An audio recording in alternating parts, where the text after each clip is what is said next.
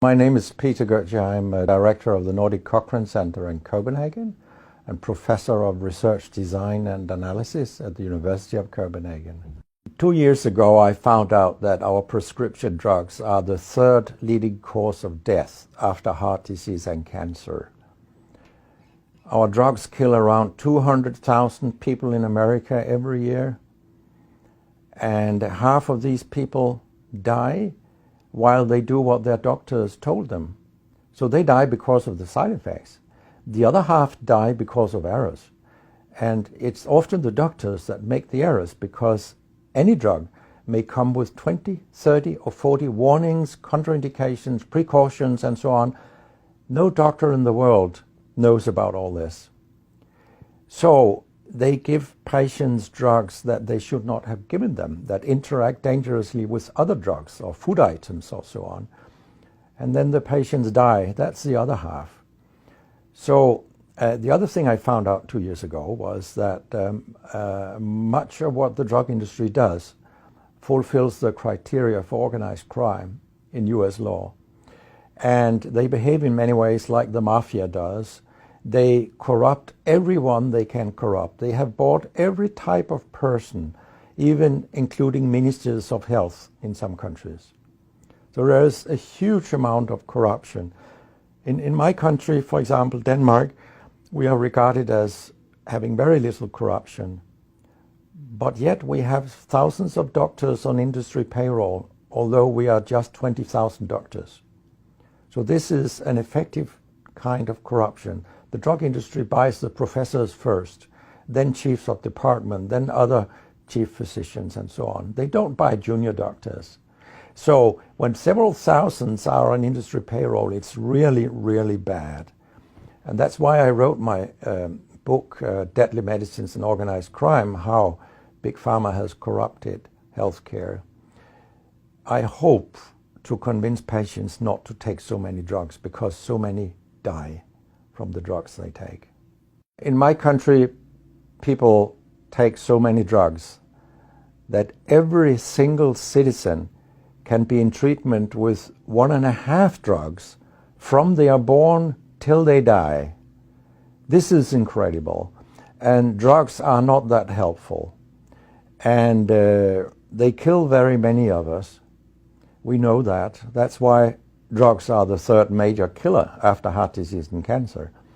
So what we need in the coming years is to take far fewer drugs than what we do currently.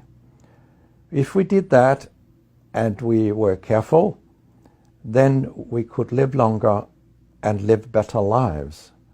Because drugs have many side effects, and patients often don't realize that when they become worse, that it could be a side effect of the drug, which they continue taking because that's what their doctors tell them. So when I was a specialist in internal medicine, what I very often did was that I stopped a lot of drugs, particularly in elderly people, and it's quite revealing to see a bedridden elderly person come into your ward, and when you stop the drugs, I mean, that person becomes many years younger. And many of these drugs affect the brain, and old people tolerate that very, very badly. They fall, and when they break a hip, 1/4 of them die. And for example, antidepressant drugs are used in more than 10% of our elderly.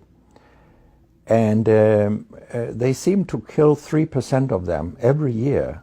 I mean, if 100 old people take an antidepressant for 1 year, 3% of them will die because they fall and break their hip. This is a huge death rate.